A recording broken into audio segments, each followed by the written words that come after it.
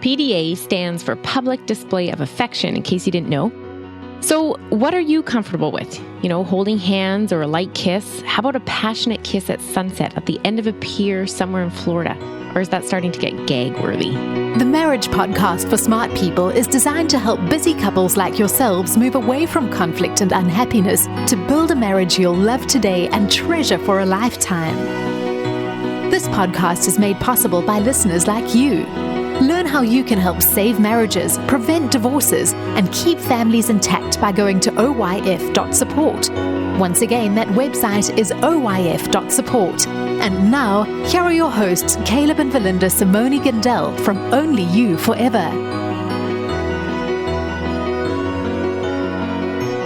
Welcome to the Marriage Podcast for Smart People. If you want to build a thriving, passionate marriage, we've got the research, the truth, and the answers you're looking for. We have an intriguing podcast for you this week. This is episode number 137, and today we're going to be talking about PDA. So those are public displays of affection and the impact that this may have on your marriage. Hey there, before we get started, if you missed last week's episode, we discussed the fair division of labor in marriage, often a touchy topic. Have a listen and let us know how that's working in your marriage. Also, make sure you hit the subscribe button so you don't miss any upcoming shows from us. If you're struggling with your marriage, we offer sound, research-based advice, even on topics you might not think people do research on. And we do all this with the purpose of reaching and helping as many marriages as possible. And today it's about PDA. I'm sure our teenage daughter would gag if she knew what we were talking about today. Maybe. Yeah. But hey, she's not here. All right, so let's just kind of start up front on the cultural side of things. So if PDA includes sexual behavior, that's an issue. Okay. Because we want to promote PDA because we want to promote affection because we're trying to help marriages. That's where we're going, okay? Yeah. But this is not about sexual behavior in public, so let's just kind of start there. Okay. And ultimately, it's about what each of you are comfortable with in many different contexts and how to work with that in your marriage. And we want you to maximize the amount of affection that you show and experience. Yeah. With your spouse. But there are... Obviously. There are limits here, right? So there's a line crossed from a public display of affection to a public display of sexual behavior. Okay. And I think there's some clearly sexual behaviors, like touching your spouse's private parts in public with your hand is sexual. And I think that's indecent in any public context. Right. That's not fair to the public around you. No, it's immodest. It's not respecting your spouse either. Okay. And I think it's objectifying your spouse in front of others too, right? Uh-huh. I mean, think about intimacy, right? Intimacy is about vulnerability. Yeah. And the greater the vulnerability, the more safety you need. Right. And you can't offer safety for that level of vulnerability in public because you can't control all the people that might be observing. Oh, so if okay. it's not safe to be that vulnerable, it's not safe to be that intimate. That's kind of my logic there. Right. Okay. But, having said that, there's a gray area, right? For example, kissing. So in North America, a kiss goes all the way from a peck on the cheek. It's probably the most innocuous. Yeah. To a full-fledged French kiss where we have tongues playing tonsil hockey and so on, right? Yeah. And at this stage, you have to respect a couple things when we're talking about this, right? So the first I said is in North America. And I think that's the first thing is your culture. Yeah. So our podcast at the time of recording has been downloaded in 169 countries, which is really cool. Wow. Yeah. In some of them, a peck on the cheek might earn you jail time, or at least attention from a policeman if it was seen. In others, if you don't actually greet your spouse with this, say you're reuniting with your spouse, you're coming off an airplane or something. If you don't greet your spouse with a kiss, your family's going to think oh, this marriage is totally on the rocks. Right. We have a problem, here? Kirsten, right? Yeah. So keep the culture in mind. Okay. As to what's acceptable in your culture. Yeah. But it also does come back to sexuality. If your kissing is becoming sexual, then we go back to the previous cautionary note about respecting each other and respecting the people around you. At some point, you do go from affection to sexual behavior. Okay. Right? Yeah. As the Bible says, all things are lawful, but not all things are helpful. Yeah. Yeah. That's 1 Corinthians 10:23. It might be legal, but it may not be helpful to anyone. Right. Okay. And maybe even ways you realize not helpful to yourself. So just kind of those two general guidelines. Is it sexual? What does a culture allow as starting points? But so as we go through the research now, just keep in mind that from now on, we're making the assumption that we're talking about decent PDA. Okay. Not over the top. Yeah. Sexual PDA. Yeah. And let's start on that note with relationship satisfaction, because really, again, we're about marriage, right, in this podcast. And we're going to look at two factors affecting PDA inside each marriage, because this might be influences that you'll want to think about in your marriage, whether they're play, as there will be influences in ours, and then how to find the balance. Okay. Because often couples, sometimes they're not aligned with each other, and sometimes they're not aligned with I don't know, expectations. It bears review. Okay. Expectations about PDA. Well, Caleb, when we were first married, you were like a no PDA person. Right. And I'm still more conservative than you are. Yeah, you would be. Okay, let's move no on. Comments? Just keep going. Okay, so let's talk about PDA and relationship satisfaction.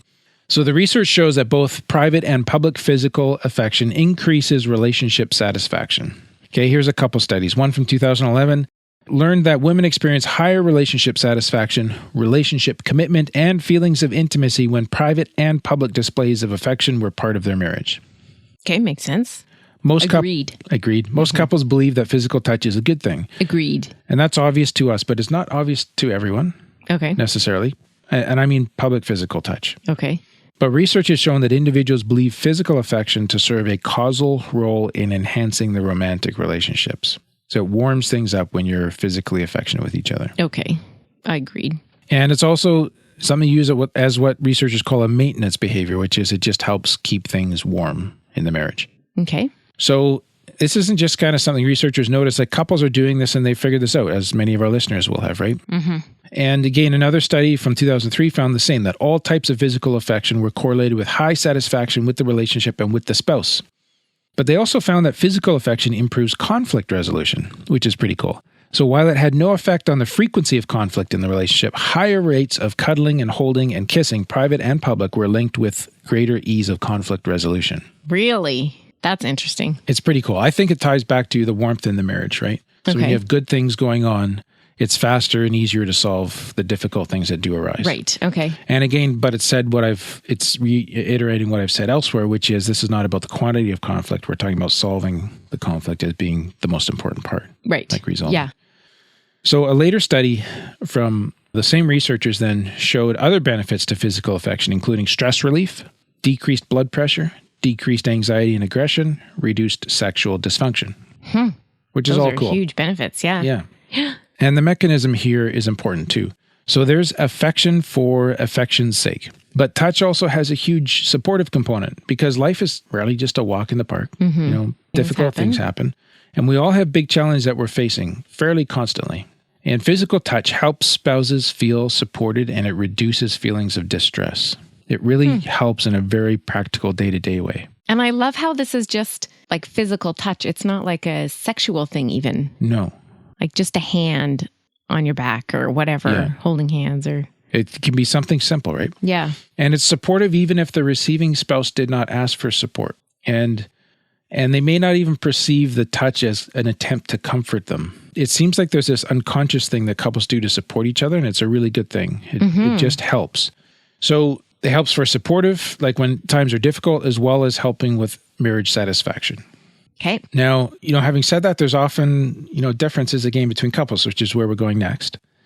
Difference inside of a couple between spouses, I should say. And if you become a patron of the Marriage Podcast for Smart People today, you'll not only be helping us continue and expand our mission to help marriages, but you'll also get a great worksheet for today's episode. Again, so this is a specific worksheet for this episode.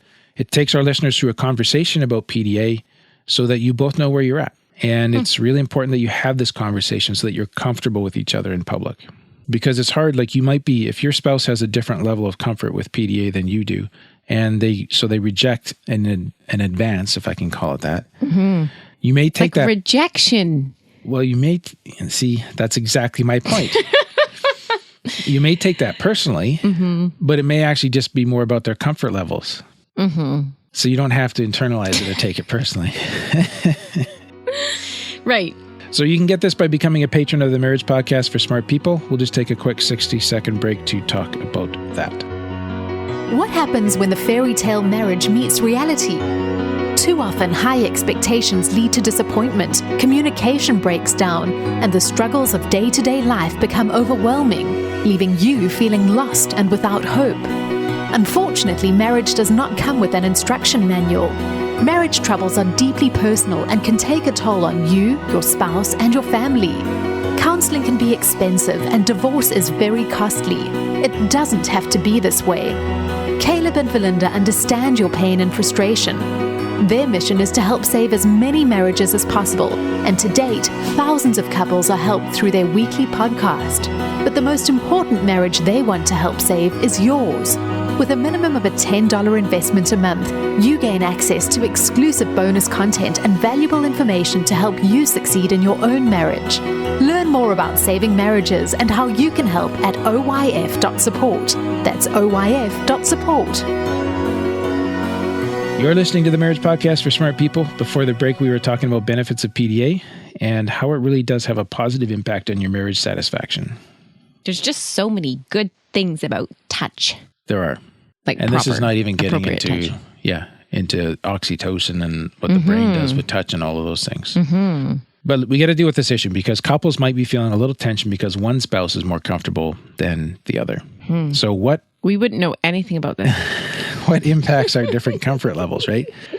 So we already mentioned culture in the sense of what culture do you both reside in? But what about differences in culture between you? If your marriage is cross-cultural, what culturally informed expectations do you bring? Or even, let's say your parents' marriage is cross-cultural. What is, what your mom said about affection might be different than what your dad. So whose voice is louder for you? Okay. So these come in. But there's also, Verlinda, there's a difference in gender. Okay. Men tend to initiate more PDA than women. Okay. Now, higher rates of male-initiated PDA was found in younger or non-married couples, and higher rates of female-initiated PDA was found in older and married couples. So there's kind of nuances. The other research to say, men do more than women, but as the marriage gets older or more long-term, females, the wives might be doing it more. Initiating, right? Okay. Just an observation. Males tend to prefer putting their arm around their spouse, while females prefer to link arms, hands. I saw that I had a very feministic sociology teacher. Okay. In university.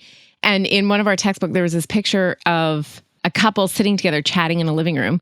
And the man, had his legs kind of spread out and his arm around the woman. And she was sitting quite close beside him. Right. And they were saying how this was like a domination thing. How he was allowed to be big and she had to be like a subservient whatever beside him. But I don't think that that's true necessarily. I mean, maybe in some things it's a male, macho, whatever. But sometimes it's just so nice to be cozied up under your arm. Because if I put my arm around you, like you're taller than me and it doesn't work. Right. But it's nice to be like cozied up under your arm. Okay. Yeah, I agree. Sorry. I'm just going to hijack that. I like having you cozied up under my arm. Yeah. So the researchers also noticed that for younger or unmarried males, physical touch and PDA were seen as courting behavior, whereas for women in secure relationships, it's more about feeling connected to the person you've already successfully courted. So they're using PDA with different intentions in different contexts. Yeah. Men, so a guy might get married and the PDA drops off because he no longer feels the need to court her. Aw. So, just kind of park that issue aside for a second, okay? But this is what's going on. And like a young man might reach for his girlfriend's hand in public. This is how I interpreted this. He might reach for his girlfriend's hand in public because he wants to make a statement that she's taken. And I don't want to make her sound like property or like he's got to mark stuff. I don't want to promote any of that ideology at all. But I'm just saying that happens. And once she's wearing a wedding ring, he might subconsciously shift away because he feels safer. Huh. Okay. So he feels more secure. Yes. Okay. Now, again, without sort of going down that road and even with what your sociology professor said, which might have some valid concerns to it, right? My point is, what about continuing the same PDA that you had during courtship just for the joy of touching and for the enjoyment of affection? Yeah. Right? And it's a nice little reminder, like it's a non-verbal, I love you. Like, hey. Yeah. I appreciate you. I enjoy you. Yeah. Even just touching pinky fingers, Yes. It's like, oh, he's right there. Yes. So, but as far as the conversation, I think what I'm driving at here is like when you have a conversation with your spouse, there might be differences because of gender and how gender relates to culture. Aside from just differences in personality, like some people are more touchy-feely than others. Yes. So there might be, you might even have role reversal here where you might have a wife who does not prefer much physical touch and a husband who does. Right. But just keep gender in mind as well. Okay. Another issue that comes up, which is interesting, is perceived marginalization. I hadn't thought of this, but it makes perfect sense. If you feel that people would disapprove of your relationship for any reason, you're less likely to engage in PDA. This was found, for example, in interracial couples. Okay. And is thought to extend to any couple who perceive themselves as marginalized or think that others would disapprove of their relationship. Interesting. Another example is even if you think your church doesn't approve of your relationship, maybe you've remarried after a divorce or something like that, or somehow your family, for whatever reason, they don't approve of your marriage, that's going to impact your PDA in those contexts. Okay. Right? So just talk about how marginalization and the sense of that plays a role in your marriage, if that's possible or present for either or both of you. Okay. There's parental effects, of course. So young women whose parents had divorced were found to be more uncomfortable viewing PDA than women whose parents were still together. Why? Hard to say, but it does suggest that your attitude towards PDA is informed by what you saw when you were being raised. If you saw your parents engaging in PDA as a child, you will likely be less uncomfortable, more comfortable with it now. Yeah. Like this changes so much though, because my parents would hold hands when they go for a walk. And in high school, like the other girls would be like, oh, it's so cute. I saw your parents holding hands. And I would like want to crawl under my desk. I was so embarrassed. It's like standard teenage mortification. Yes. Yes. But now it's like, oh, look, they're holding hands. That's so cute. Or you see an old couple and it's, yeah. oh, that's sweet. Yeah.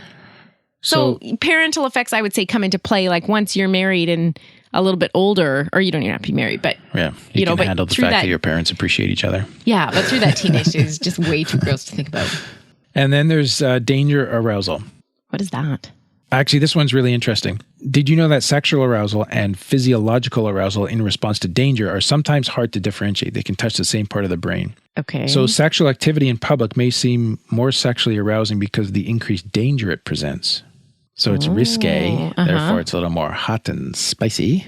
Okay. So if you look at this is a quote from the researchers here. If you look at our two core instincts, survival and reproduction, then you can split arousal into two categories. Danger arousal, which is a call to arms or to action, and sexual arousal, which is a call to reproduce. This is an evolutionary perspective, which I don't support, but just follow how the brain functions here. They're saying this is two sides of the same coin, but the brain doesn't always know the difference and can easily confuse the two, which I agree is a possibility. Okay. For example, like most sort of highly dangerous movies, like where the script plays through a very dangerous scenario, the couple end up kissing at the end. Right, and it's very passionate. Somehow they survive, and like 24 hours ago, they didn't even know who each other were, and now they're like getting married, right? Right.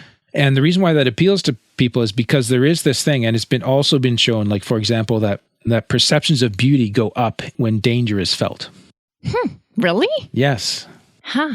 So that's kind of funny. You can kind of put all this together, right? The risk and enjoyment of PDA could combine, making things hotter. Okay. Because you get the risk piece, the danger piece, and the enjoyment piece, right? Yeah.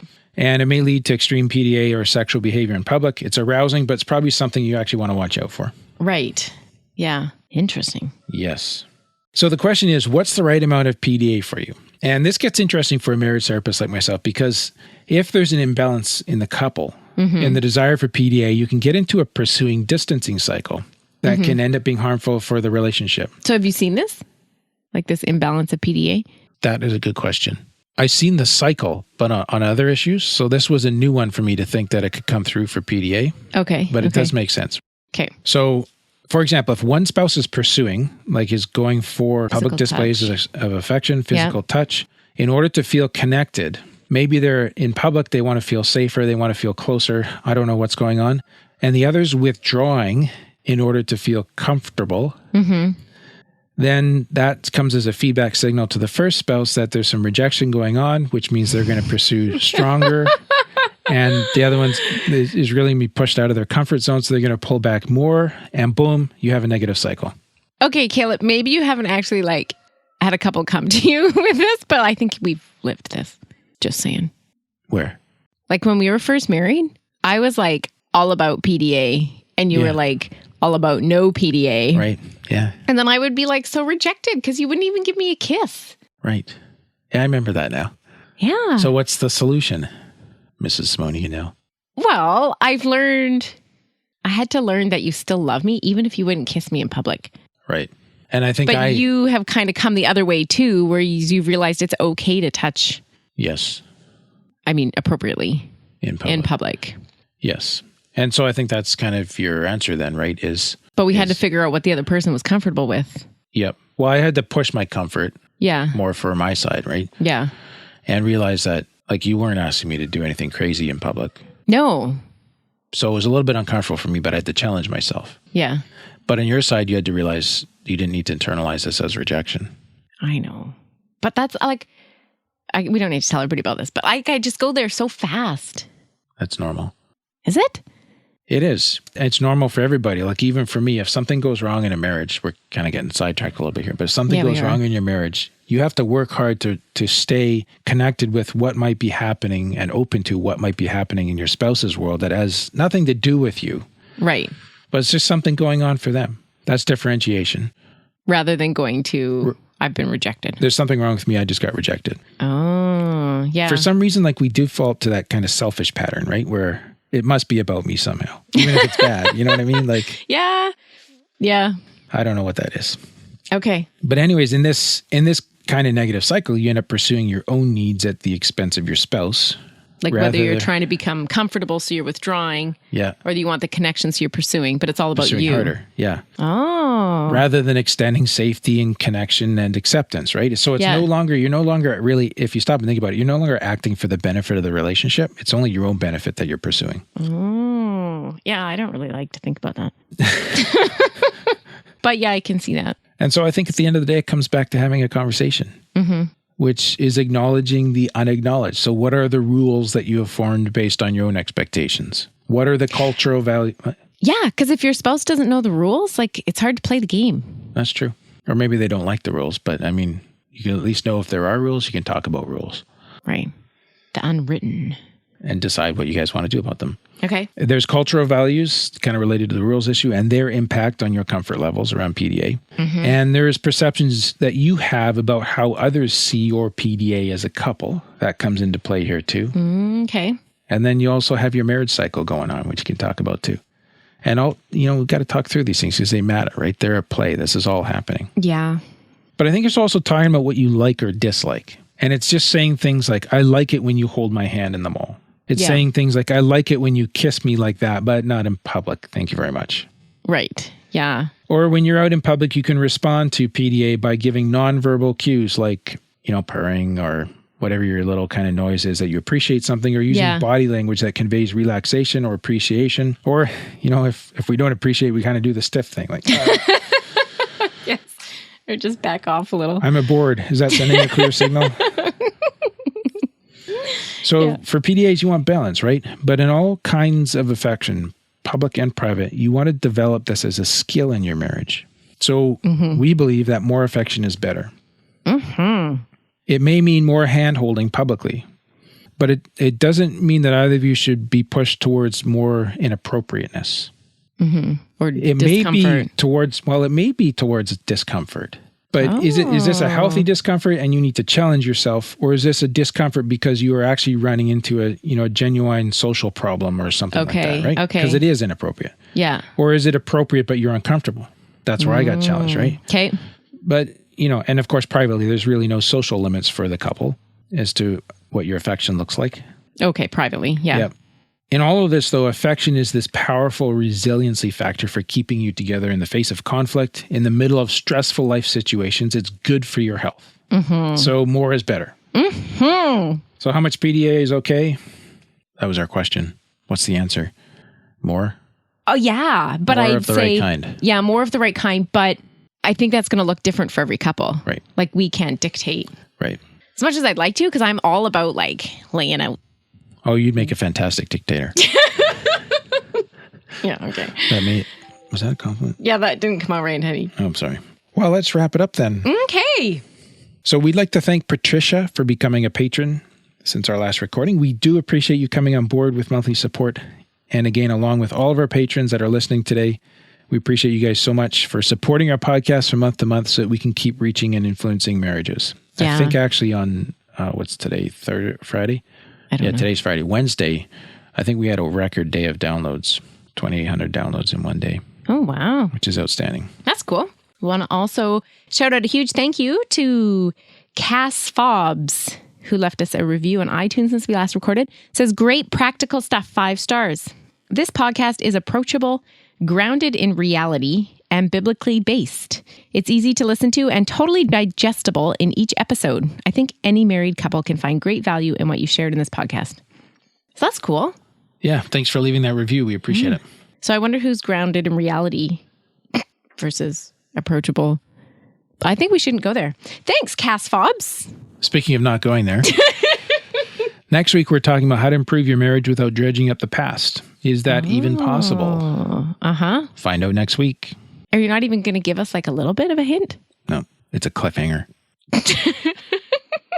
Well, that's all for today's episode. You can get the full show notes at oyf.link/137. Find out how you can help this podcast. Go to oyf.support. Thanks, and we'll see you next week.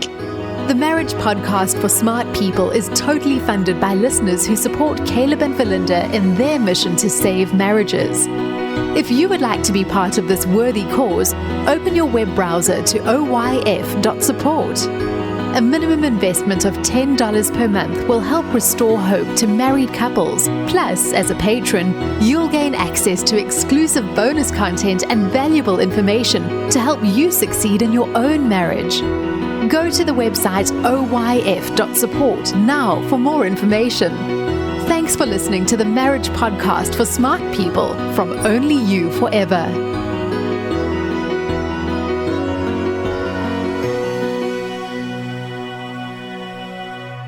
Yes. I don't know if you heard that rooster, Jason. We're recording in New Brunswick today, and they have a rooster here. So the rooster is now on our podcast. Right. The rooster is going to die shortly.